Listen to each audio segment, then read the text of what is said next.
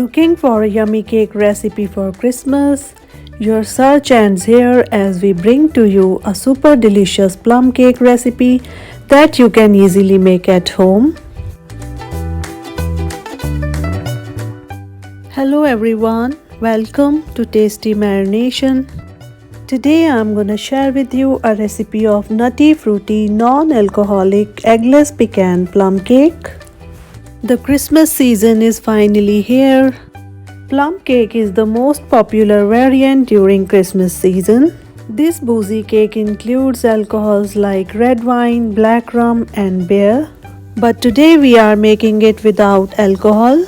Plum cake is usually a dry cake which is served with some wine, hot chocolate or any other warm beverage on the side. A combination of fruits and nuts makes this cake extra tastier for Christmas party. Haven't decided what to gift yet to your friends and family on Christmas? Then you can also bake this cake in large batches and use it for gifting purpose.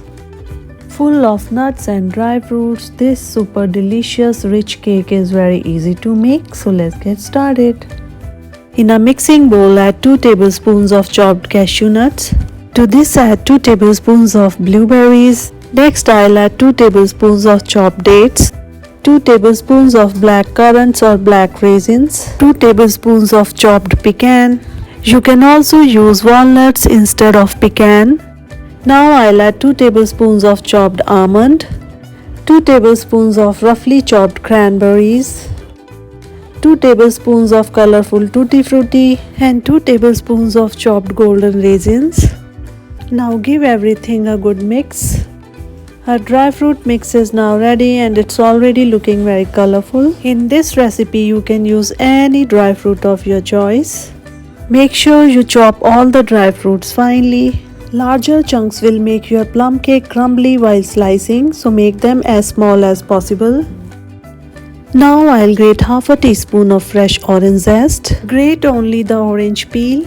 Please do not grate the white part as it would make your cake bitter. Using a sharp grater will grate its peel. You can also use zester to grate the peel. And I have grated only the orange part, not the white part.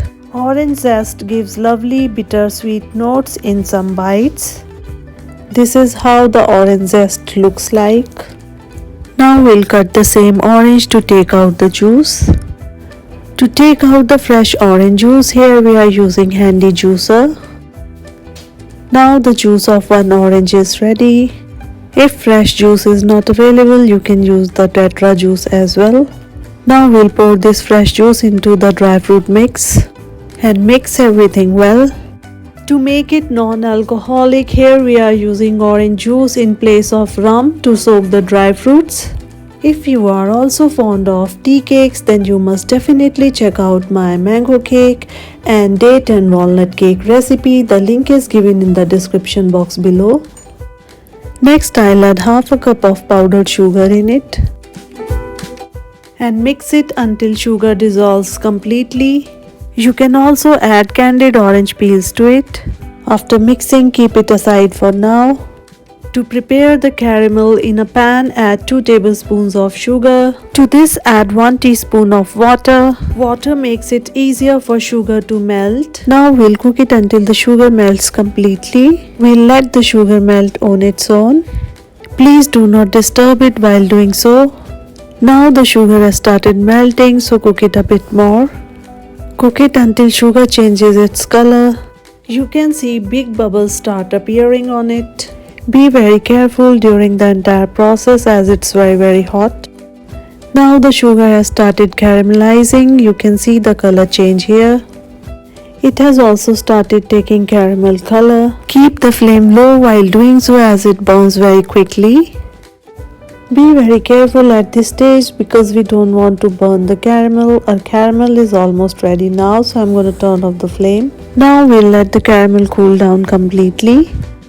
After cooling, we'll add this caramel to the dry fruit mix. This caramel gives nice color, flavor and texture to the plum cake. Now give it a quick mix. Now we'll soak the dry fruits in the orange juice for at least half an hour to 1 hour. Actually, the more the better. Dry fruits and nuts soak really well when kept overnight, but if you are short of time, then soak them for about half an hour to 1 hour. Whether you use packaged orange juice or fresh orange juice, do not keep the dry fruit soaking at room temperature. Mix and immediately refrigerate.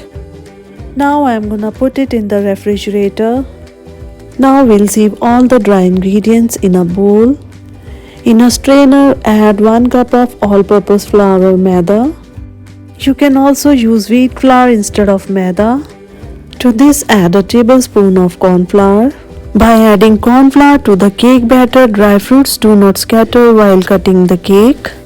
Next, I'm gonna add half a teaspoon of cocoa powder in it. And here I'm adding cocoa powder for color, not for flavor. Next, I'll add a pinch of cinnamon powder to it, add 1 teaspoon of baking powder and 1/8 teaspoon of baking soda. Now we'll sieve all the dry ingredients together. Now give everything a good mix. Now to this I'm gonna add 1/4 cup of oil. Give it a mix. Now I'm gonna add the soaked dry fruit mixture to it, which has been soaked for 1 hour, and it should be at room temperature. Again, give it a quick mix. You can also add butter in place of oil. Now add a little milk to adjust the consistency of the batter. And I have added around 3 to 4 tablespoons of milk. Now I am gonna add half a teaspoon of vanilla essence to it. Mix slightly, being careful to not overwork the mixture. We don't want any gluten strands forming in the batter. Our cake batter is now almost ready, and the consistency of the batter should be like this. Our batter is now ready. Let's pour it into a baking tin. Here I have lined a baking loaf tin with some oil and butter paper. Now transfer this prepared cake batter into the cake tin. Now gently tap it a few times to remove air bubbles. Here I have some soaked cashews and black raisins, and I soaked them in the sugar syrup for about half an hour. Soaking the dry fruits in the sugar syrup prevents them from burning while baking. Now we'll arrange them on top of the cake batter. Also add in some pecans on top of it. Now our plum cake is ready to be baked, and I'm gonna bake it in a preheated oven at 180 degrees Celsius for around 30 to 40 minutes, or until a toothpick inserted in the center comes out clean. Baking time varies with various brands and models of ovens, so be sure to keep a watchful eye over your plum cake. If the top browns too quickly, then cover it with an aluminium foil or parchment paper and continue to bake. In case you find that it has not fully baked, simply return the baking tin to the oven and continue to bake. Let's bake it. Now I have taken the plum cake out of the oven, and it's perfectly baked, and I have baked it for around 35 to 40 minutes. Cool the plum cake in the baking tin on a wire rack until it is room temperature. Our cake has cooled down completely now. Let's demold it. Now run a knife along the edges to loosen the cake tin. Invert the baking tin and demold it. It's perfectly baked and has come out clean.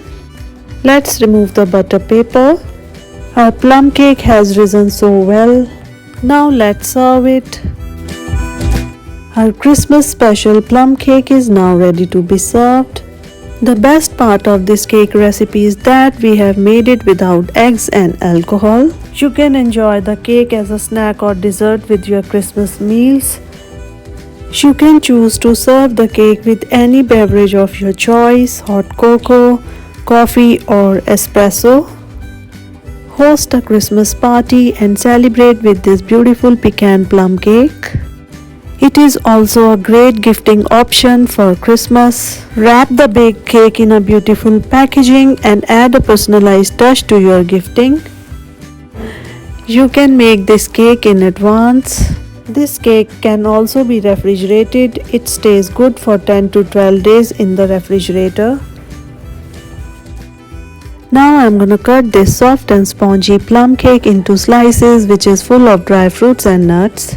So this Christmas, do try this plum cake recipe. This cake will surely win everyone's heart. Enjoy this fruity and nutty plum cake with your family and friends on Christmas party and impress your loved ones.